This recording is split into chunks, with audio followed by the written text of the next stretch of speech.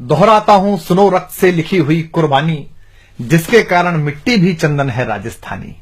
इतिहास में एक प्रसंग है कि पहली बात तो किसी के 2 घंटे की फिल्म बना देने से, किसकी एक कहानी लिख देने से, किसके कुछ अंश कर देने से जो राजस्थान का, राजपूताने का जो गौरवशाली इतिहास है, उसकी एक कण भी प्रभावित नहीं हो सकती, बशर्ते कि हम सही इतिहास पीढ़ियों को बताते रहें।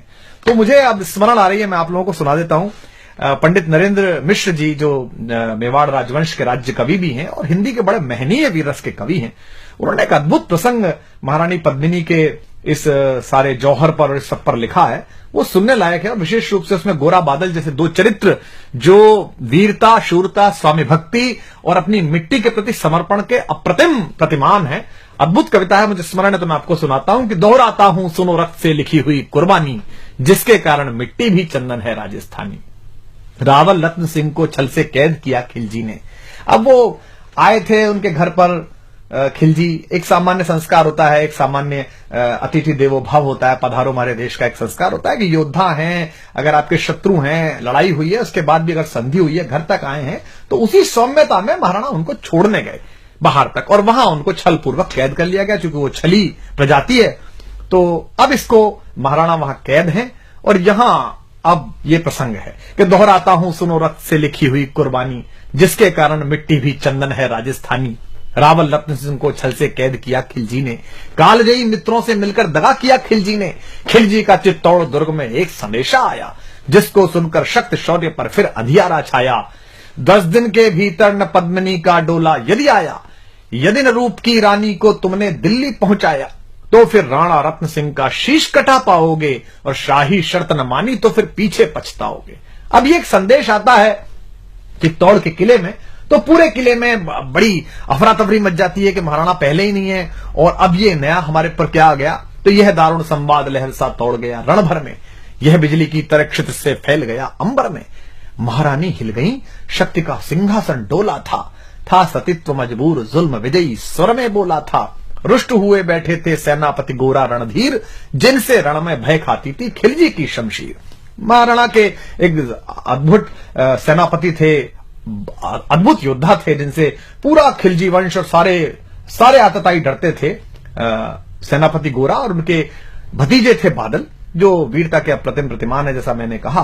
तो जब ये प्रसंग तय हुआ कि महारानी पद्मिनी को शीशे में दिखा दिया जाएगा और ये सब हुआ, इतिहास में ये प्रसंग है और नरेंद्र मिश्र जी ने अपनी कविता में लिखा है, तो इस बात पर वो नाराज हो गए। उन्होंने कहा कि मैं सेनापति हूं, मेरा बोलने का अधिकार नहीं, पर यह संभव नहीं है, कोई व्यक्ति ऐसे भी क्यों देखे। तो राणा रतन सिंह ने सुनते हैं कहा है कि तुम राजनीति नहीं जानते हो, हर समय तलवार निकाल लेते हो, चलो। तो वो नाराज हो गए और वो किला छोड़कर चले गए। तो ये था कि जिससे रण में भय खाती थी खिलजी की शमशीर, रुष्ट हुए बैठे थे सेनापति गोरा रणधीर, अन्य अनेकों मेवाड़ी योद्धा घर छोड़ गए थे, रत्न सिंह की संधि नीति से नाता तोड़ गए थे। पर रानी ने प्रथम वीर गोरा को खोज निकाला, वन वन भटक रहा था मन में तिरस्कार की ज्वाला। यह लोक श्रुति है कि महारानी स्वयं घोड़े पर सवार होकर अपनी अंगरक्षिकाओं को लेकर, कोई विश्वस्त साथियों को लेकर जंगल जंगल गई और एक जगह पर उन्हें एक पेड़ के नीचे सेनापति गोरा तलवार लिए मिल गए। तो वहां उनसे उन्होंने बात की। पर रानी ने प्रथम वीर गोरा को खोज निकाला, वन वन भटक रहा था मन में तिरस्कार की ज्वाला। गोरा से पद्मिनी ने खिलजी का पैगाम सुनाया, गोरा को पद्मिनी ने खिलजी का पैगाम सुनाया, मगर वीरता का अपमानित ज्वार नहीं मिट पाया। बोला मैं तो बहुत तुच्छ हूं, राजनीति क्या जानूं। अव्यंग में कहता है कष्ट में है, दुख में है, पूरी परंपरा, पूरा वंश उसने सेवा में लगाया मेवाड़ राजवंश के और वहां से अपमानित होकर लौटा है, तो कष्ट में है। तो सेनापति कहता है कि बोला मैं तो बहुत तुच्छ हूं, राजनीति क्या जानूं, निर्वासित हूं राज मुकुट की हट कैसे पहचानूं। बोली पद्मिनी समय नहीं है वीर क्रोध करने का, अगर धरा की यान मिट गई घाव नहीं भरने का। दिल्ली गई पद्मिनी तो फिर पीछे पछताओगे, जीते जी रजपूती कुल को दाग लगा जाओगे। राणा ने जो किया कहा वह माफ करो सेनानी, यह कह गोरा के चरणों पर झुकी पद्मिनी रानी। अब पद्मिनी, महारानी पद्मिनी मेवाड़ राजवंश की आभा, मेवाड़ राजवंश की ज्योति, वो सेनापति को प्रणाम कर रही है चरणों में झुक के। ये क्या दृश्य है ये क्या करती हो गोरा, पीछे हट बोला। और रजपूती गरिमा का फिर धधक उठा था शोला। महारानी हो तुम सिसोदिया कुल की जगदम्बा हो, प्राण प्रतिष्ठा एक लिंग की ज्योति अग्निगंधा हो। किन शब्दों से सम्मानित कर रहा है महारानी को। वो उस समय कैसी स्थिति रही होगी महारानी की कि पति कैद में है, यहां जंगल में हूं, लेकिन वो उनको बता रहा है कि आप कौन हो। महारानी हो तुम सिसोदिया कुल की जगदम्बा हो, प्राण प्रतिष्ठा एक लिंग की ज्योति अग्निगंधा हो, जब तक गोरा के कंधे पर दुर्जय शीश रहेगा। और ये प्रतिज्ञा भारतीय इतिहास में देखिए तो पितामह भीष्म ने जो कहा था कि आई हुई मृत्यु से कहा अजय भीष्म ने, योग नहीं जाने का अभी ऐसे जानकर, और जो मृत्यु है वो कोने में हाथ जोड़कर खड़ी रही कि अभी भीष्म नहीं जाएंगे, जब सूर्य दूसरी दिशा में चले जाएंगे तब जाएंगे। लेकिन ये दूसरी बार हो रहा है कि मृत्यु से वो कह रहे, कहते हैं कि जब तक गोरा के कंधे पर दुर्जय शीश रहेगा, महाकाल से भी राणा का मस्तक नहीं कटेगा। तुम निश्चिंत रहो महलों में देखो समर भवानी, और खिलजी देखेगा केसरिया तलवारों का पानी। खिलजी देखेगा केसरिया तलवारों का पानी। राणा के सकुशल आने तक गोरा नहीं मरेगा, एक पहर तक सिर कटने पर भी धड़ युद्ध करेगा। एक लिंग की शपथ, महाराणा वापस आएंगे, महाप्रलय के घोर प्रबंजन भी न रोक पाएंगे। शब्द शब्द मेवाड़ी सेनापति का था तूफानी, और शंकर के डमरू में जैसे जागी वीर भवानी, जिसके कारण मिट्टी भी चंदन है राजस्थानी। दोहराता हूं सुनो रक्त से लिखी हुई कुर्बानी। अब ये शक्ति, शौर्य और कूटनीति और सजगता का एक अद्भुत तालमेल है और ऐतिहासिक प्रसंग है कि किस तरीके से बुद्धि का प्रयोग किया है, शक्ति का प्रयोग किया है, शालीनता का प्रयोग किया है, अपनी स्वामी भक्ति का प्रयोग किया है, अपनी मनुष्यता का प्रयोग किया है, और इन सबको मिलाकर इतिहास का एक ऐसा गुलदस्ता बना दिया है जो शायद विश्व के इतिहास में कहीं नहीं मिलता। तो जिसके कारण मिट्टी भी चंदन है राजस्थानी। तो लिखते हैं नरेंद्र मिश्र जी के, खिलजी मचला था पानी में आग लगा देने को, पर पानी प्यासा बैठा था ज्वाला पी लेने को। गोरा का आदेश हुआ सज गए 700 डोले, योजना बनी कि भाई आएंगे पद्मिनी, चलो ठीक है। अब कैसे आएंगी? तो 700 डोले सजाए गए, हर डोले में एक मेवाड़ी वीर बैठा, 4 कहार, 5 लोगों की एक पालकी, और अपने 700 सहेलियों के साथ आएंगी। तुरंत तैयार हो गया खिलजी के, ये तो बहुत अच्छा है, ऐसा इतिहास में है और वो भी लिखते हैं। तो अब किस तरीके से इसको किया है, इस पूरे प्रसंग को देखिए कि गोरा का आदेश हुआ सज गए 700 डोले, और बांकुरे बादल से इस गोरा सेनापति बोले खबर भेज दो, खिलजी पर पद्मिनी स्वयं आती है, अन्य 700 सखियां भी वो संग लिए आती है। स्वयं पद्मिनी ने बादल का कुमकुम तिलक किया था, दिल पर पत्थर रखकर भीगी आंखों से विदा किया था। एक युवा तेजस्वी योद्धा और मातृवत मां पद्मिनी ने जब उसे विदा किया होगा, दृश्य देखिए। और 700 सैनिक जो यम से भी भिड़ सकते थे, हर सैनिक सेनापति था, लाखों से लड़ सकते थे, एक एक कर बैठ गए, सज गई डोलियां पल में, मर मिटने की होड़ लग गई मेवाड़ी दल में, मर मिटने की होड़ लग गई थी मेवाड़ी दल में। हर डोली में एक वीर था, 4 उठाने वाले, 5 ही शंकर के गण की तरह समर मत वाले, 5 ही अपने आप में अद्भुत थे। बजा कूच शंख सैनिकों ने जयकारी लगाई, हर हर महादेव की ध्वनि से दशों दिशा लहराई। गोरा बादल के अंतस में जगी ज्योति की रेखा, मातृभूमि चित्तौड़ दुर्ग की ओर फिर जी भर कर देखा, मातृभूमि चित्तौड़ दुर्ग को फिर जी भर कर देखा। कर अंतिम प्रणाम घोड़ों पर चढ़े सुभग अभिमानी, उन्हें पता है कि वो जहां जा रहे हैं वहां से जीवित वापस आना बहुत मुश्किल है। कर अंतिम प्रणाम घोड़ों पर चढ़े सुभट अभिमानी, देशभक्ति की निकल पड़े लिखने को अमर कहानी, जिसके कारण मिट्टी भी चंदन है राजस्थानी। दोहराता हूं सुनो रक्त से लिखी हुई कुर्बानी। जा पहुंचे डोलियां एक दिन खिलजी की सरहद में, उधर दूत भी जा पहुंचा खिलजी के रंग महल में।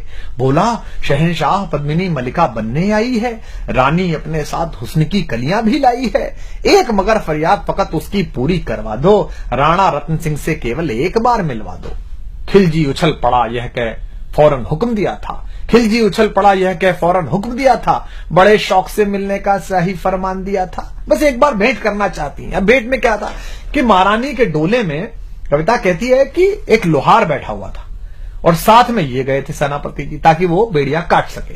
वह शाही फरमान दूत ने गोरा तक पहुंचाया, गोरा झूम उठे क्षण बादल को पास बुलाया, बोले बेटा वक्त आ गया अब कट मरने का, बोले बेटा वक्त आ गया है अब कट मरने का, मातृभूमि मेवाड़ दरा का दूध सफल करने का। यह लोहार पद्मिनी भेष में बंदी ग्रह जाएगा, केवल 10 डोलियां लिए गोरा पीछे धाएगा, यह बंधन काटेगा हम राणा को मुक्त करेंगे, घुड़सवार कुछ उधर आगे की ही तैयार रहेंगे, जैसे ही राणा आए वे सब आंधी बन जाएं और उन्हें चित्तौड़ दुर्ग पर वे सकुशल पहुंचाएं। अब आप तैयारी देखिए कि कितनी कठिन, पूरी सेना खिलजी की और ये चंद लोग, और उसके बाद भी अपने महाराज को, महाराणा को किस तरह मुक्त कराने के लिए क्या संकल्प है कि उन्हें चित्तौड़ दुर्ग तक वे सकुशल पहुंचाएं। अगर भेद खुल गया वीर तो पल की देर न करना, और शाही सेना पहुंचे तो बढ़कर रण करना, और शाही सेना आ पहुंचे तो बढ़कर रण करना। राणा जाए जिधर शत्रु को उधर न बढ़ने देना, और एक यवन को भी उस पथ पर पांव न धरने देना। मेरे लाल लाड़ले बादल आन न जाने पाए, तिल तिल कट मरना मेवाड़ी मान न जाने पाए। ऐसा ही कोगा काका रजपूती अमर रहेगी, बादल की मिट्टी में भी गौरव की गंध रहेगी। क्या तो गोरा है और क्या उसका भतीजा बादल है। ऐसा ही होगा काका, रजपूती अमर रहेगी, बादल की मिट्टी में भी गौरव की गंध रहेगी।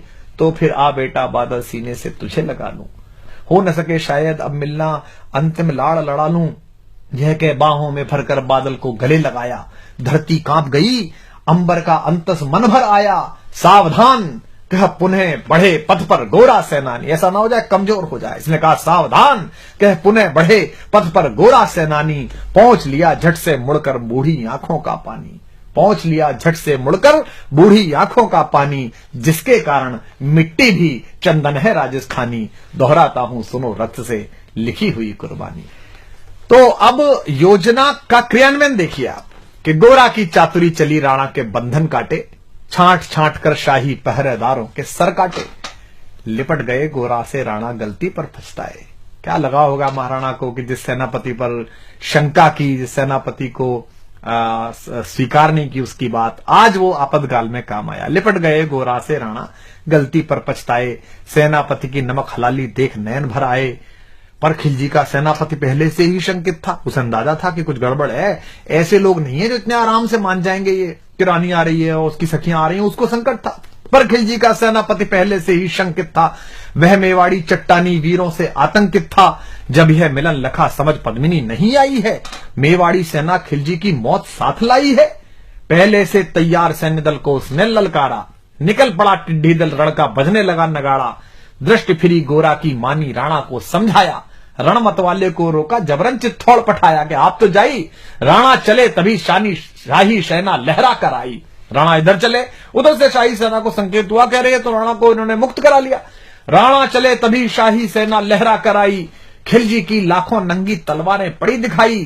खिलजी ललकारा, दुश्मन को भाग न जाने देना, रत्न सिंह का शीश काटकर ही वीरो दम लेना। टूट पड़ो मेवाड़ी शहरों, बादल सिंह ललकारा। हर हर महादेव का गर्जा, नववेदी जयकारा। निकल डोलियों से मेवाड़ी, बिजली लगी चमकने, काली का खप्पर भरने, तलवारें लगी खटकने।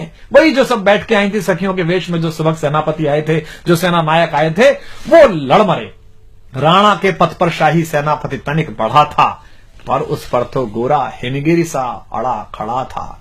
कहा जफर से, एक कदम भी आगे बढ़ न सकोगे, यदि आदेश न माना तो कुत्ते की मौत मरोगे। रत्न सिंह तो दूर, न उनकी छाया तुम्हें मिलेगी, दिल्ली की भीषण सेना की होली अभी जलेगी। यह कह महाकाल बनकर गोरा रण में हुंकारा, लगा काटने शीश समर में बही रक्त की धारा। खिलजी की असंख्य सेना से गोरा घिरे हुए थे, पर वे मानो रण में मृत्युंजय बने हुए थे। इतने सारे सैनिक और एक योद्धा, पुण्य प्रकाशित होता है जैसे अगणित पापों से, फूल खिला रहता असंख्य कांटों के संतापों से। वो मेवाड़ी शेर अकेला लाखों से लड़ता था, बड़ा जिस तरफ वीर उधर ही विजय मंत्र पड़ता था। इस भीषण रण से दहली थी दिल्ली की दीवारें, गोरा से टकरा कर टूटी खिलजी की तलवारें। मगर कयामत देख अंत में छल से काम लिया था, गोरा की जंघा पर अरि ने छिपकर वार किया था, पैर पर तलवार मार दी। जो ही गिरे वीरवर गोरा जफर सामने आया, शीश उतार दिया धोखा देकर मन में हर्ष आया। मगर वाहरे मेवाड़ी गोरा का धड़ भी दौड़ा, किया जफर पर वार की जैसे सिर पर गिरा हथौड़ा। एक बार में ही शाही सेनापति चीर दिया था, जफर मोहम्मद को केवल धड़ ने निर्जीव किया था। शीश कट गया, उसके बाद भी सेनापति गोरा लड़ रहे हैं, उनका धड़ लड़ रहा है। हमारे बहुत बड़े कवि हैं कुमार शिव, राजस्थान में जज भी रहे।